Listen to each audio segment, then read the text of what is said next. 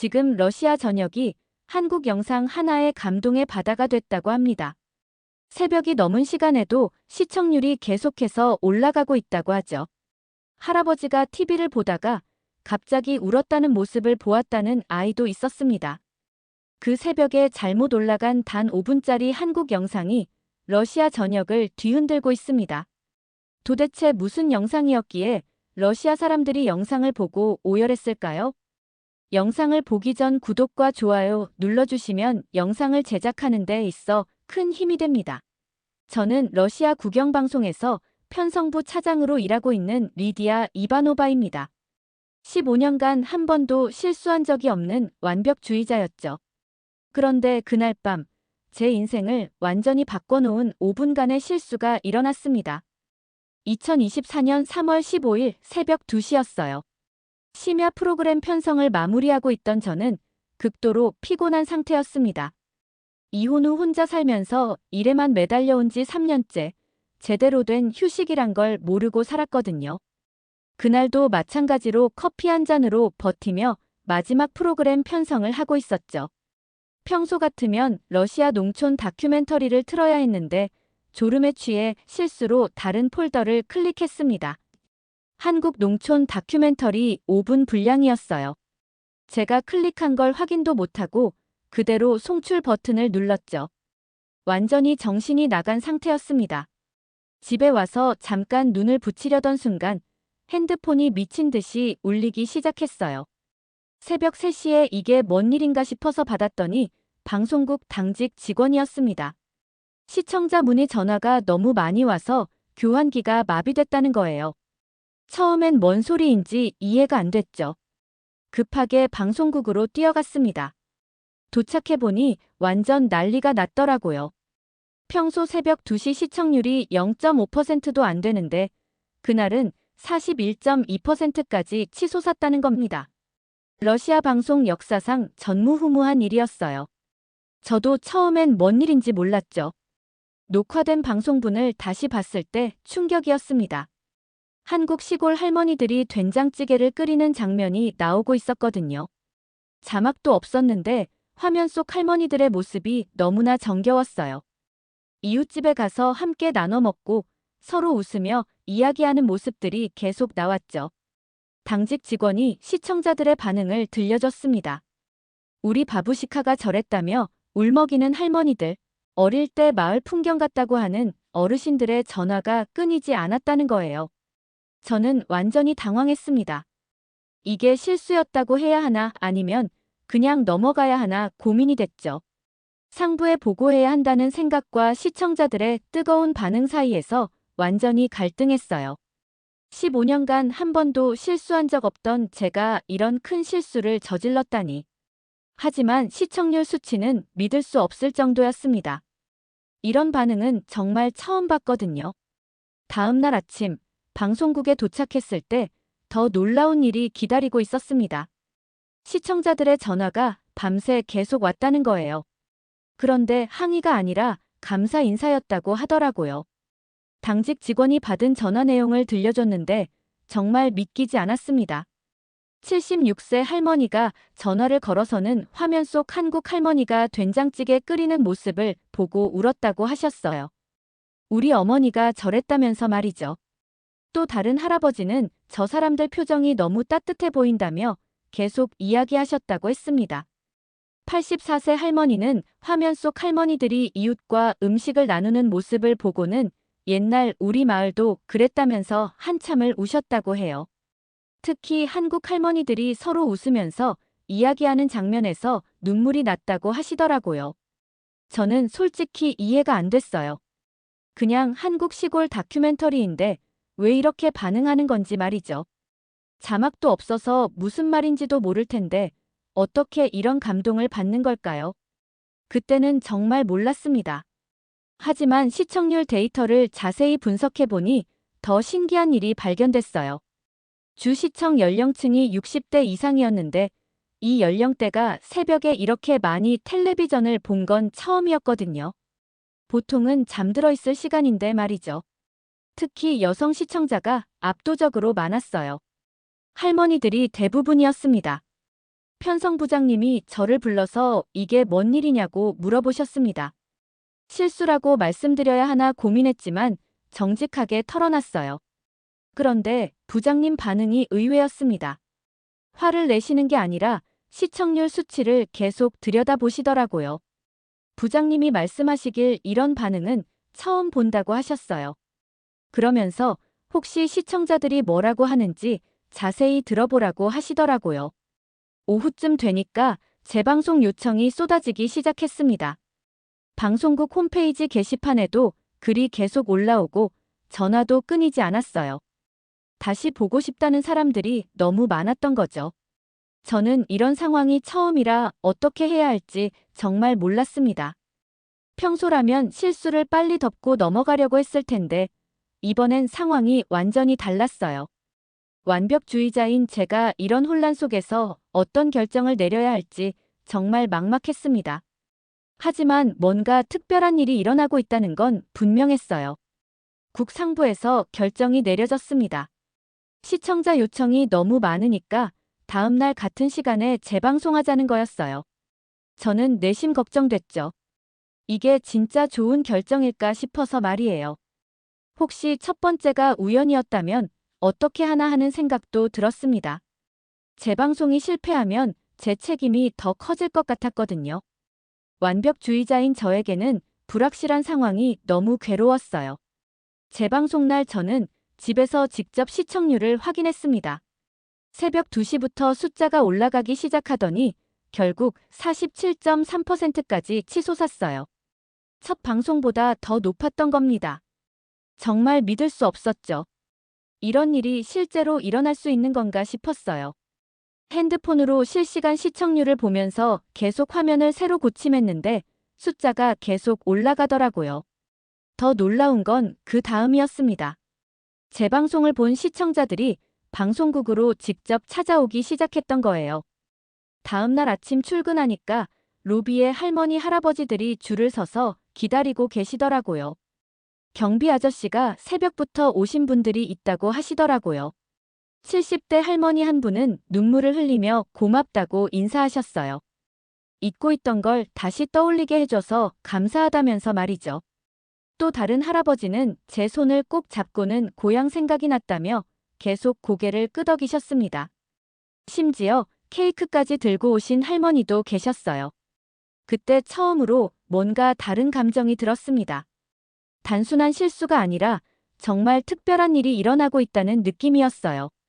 15년간 방송 일을 하면서 시청자들이 이렇게 직접 찾아와서 고맙다고 한 적은 한 번도 없었거든요. 방송국 로비에 할머니 할아버지들이 모여서 이야기를 나누는 모습도 신기했습니다. 서로 모르는 사람들인데 그 방송 이야기로 금세 친해지더라고요. 화면 속 한국 할머니들처럼 자기들도 옛날에 그랬다면서 추억을 나누고 계셨어요. 그 모습을 보니까 제 마음도 뭉클해졌습니다. 완벽주의자였던 제가 저지른 실수가 이렇게 많은 사람들에게 기쁨을 주고 있다니요. 하지만 동시에 책임감도 느껴졌어요. 이제 어떻게 해야 할지 고민이 점점 깊어졌습니다. 상부에서는 이 기회를 놓치지 말라고 하는데 저는 아직도 혼란스러웠거든요. 이런 반응이 계속될까요? 아니면 금방 식어버릴까요? 정말 알 수 없는 일이었습니다. 그런데 3일째 되던 날 정말 특별한 전화가 걸려왔습니다. 사할린에 사는 김순자라는 82세 할머니셨어요. 한국말로 전화를 거신 거였죠. 처음엔 통역 직원이 받았는데 꼭 편성 담당자와 이야기하고 싶다고 하셨대요. 저는 처음엔 왜 한국분이 러시아 방송국에 전화를 거시는 건지 이해가 안 됐어요. 김순자 할머니가 하신 말씀이 지금도 잊혀지지 않습니다. 화면에 나온 된장찌개 끓이는 모습이 돌아가신 어머니와 똑같았다는 거예요. 70년 만에 고향 냄새를 맡은 것 같다면서 계속 우셨어요. 전화기 너머로 할머니가 흐느끼는 소리가 들렸는데 저도 모르게 가슴이 먹먹해졌습니다. 할머니는 어릴 때 강제로 사할린에 오게 됐다고 하셨습니다.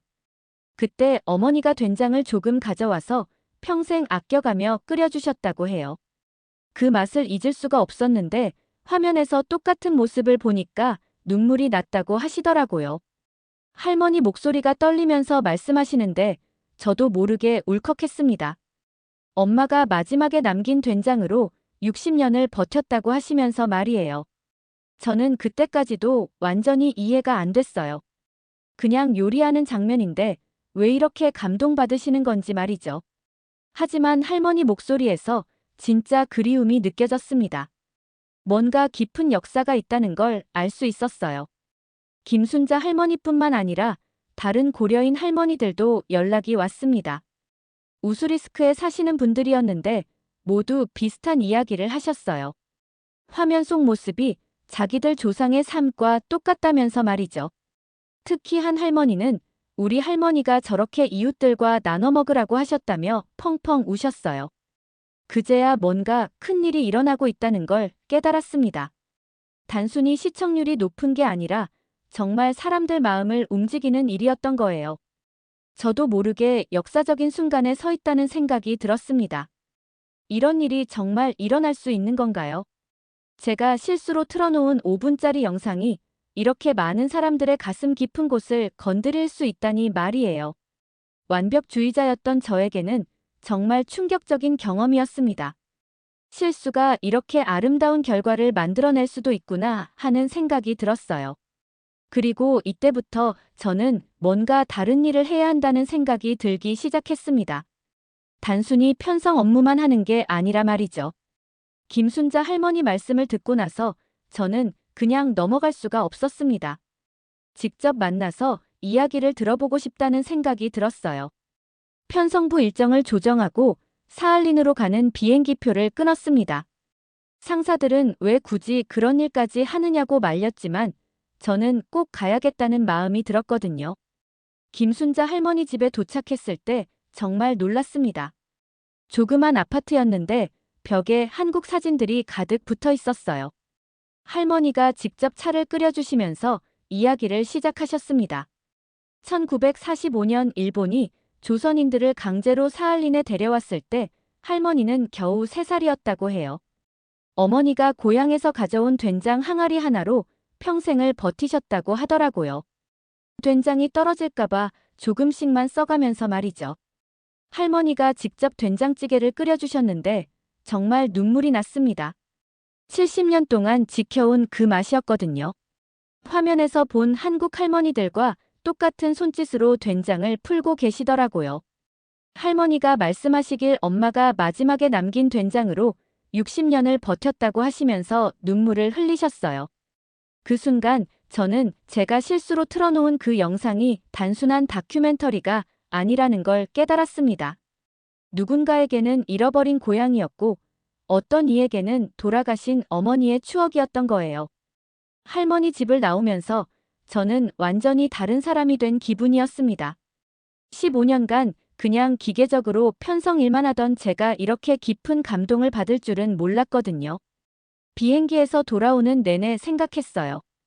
이런 이야기들을 더 많은 사람들에게 전해야 하지 않을까 하고 말이죠. 그냥 실수로 끝내기엔 너무 소중한 일들이 일어나고 있었어요. 방송국에 돌아와서 부장님께 말씀드렸습니다. 이 이야기를 정식 다큐멘터리로 만들어보고 싶다고요.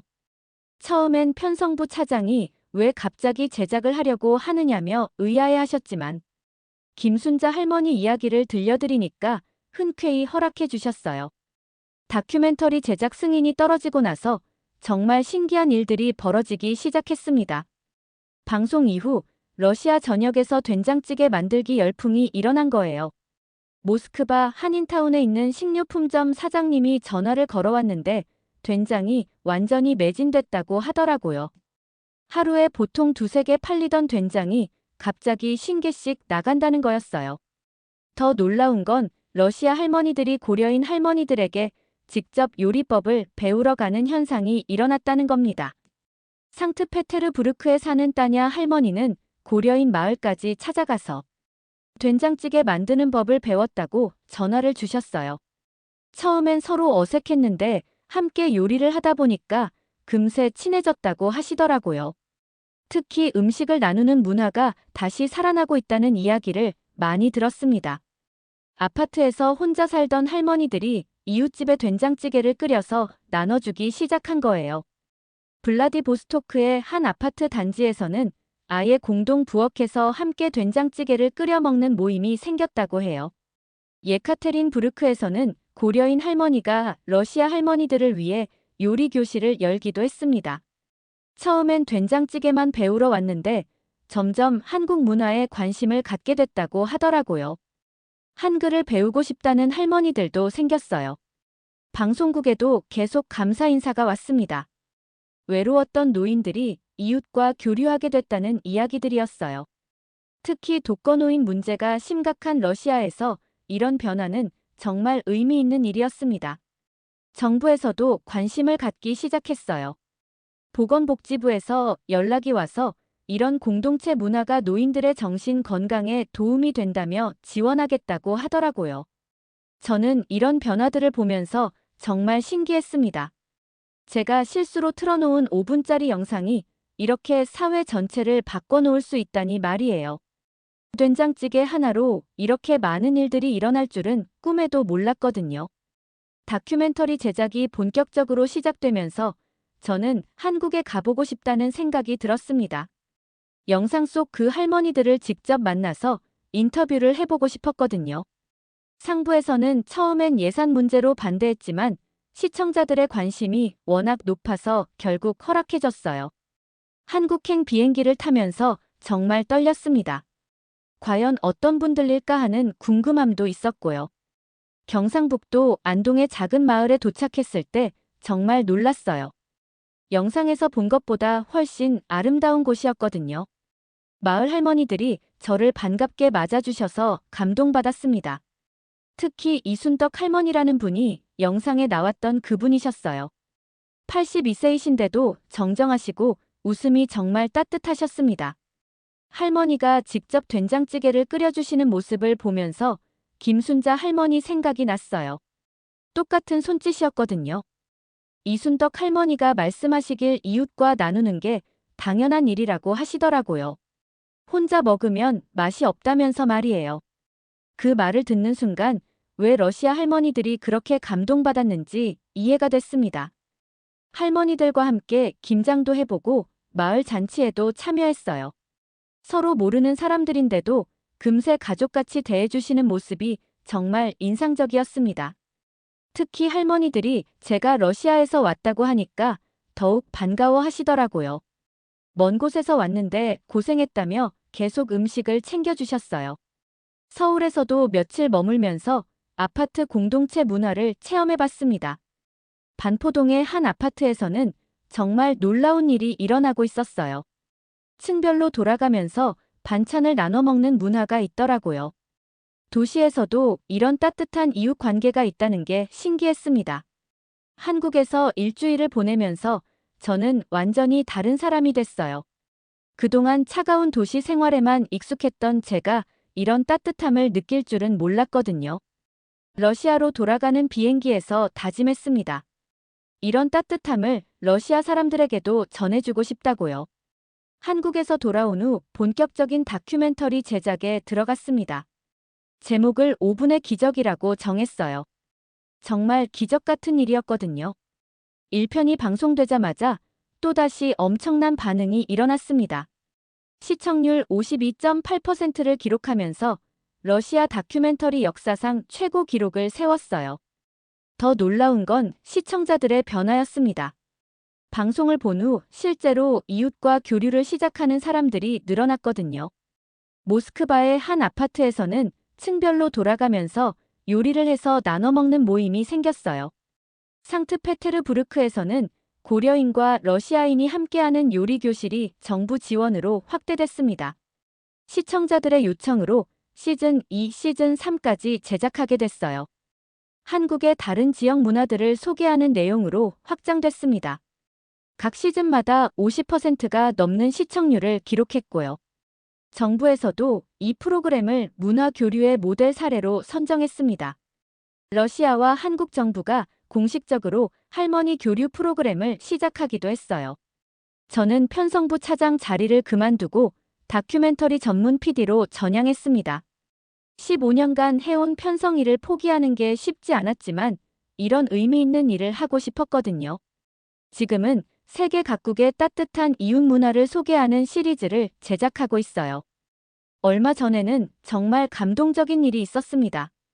블라디보스토크의 한 어린이집에서 그림을 보내왔는데 러시아 할머니와 한국 할머니가 함께 된장찌개를 끓이는 모습이었어요.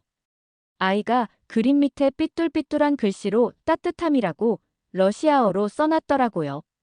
그 그림을 보는 순간 눈물이 났습니다. 제가 실수로 틀어놓은 5분짜리 영상이 이렇게 다음 세대까지 영향을 주고 있다니 말이에요. 지금 생각해보면 그날 밤의 실수는 정말 운명이었던 것 같아요. 완벽주의자였던 제가 저지른 첫 실수가 이렇게 아름다운 결과를 만들어냈으니까요. 따뜻함이라는 건 정말 국경을 넘나드는 것 같습니다. 이번 사연은 여기까지입니다. 오늘 사연은 어떠셨나요? 오늘의 사연이 마음에 드셨다면 좋아요 한번 부탁드립니다. 여러분의 좋아요와 구독은 영상을 만드는데 큰 힘이 됩니다. 긴 영상 시청해주셔서 감사합니다. 오늘도 행복이 넘치는 하루 되세요.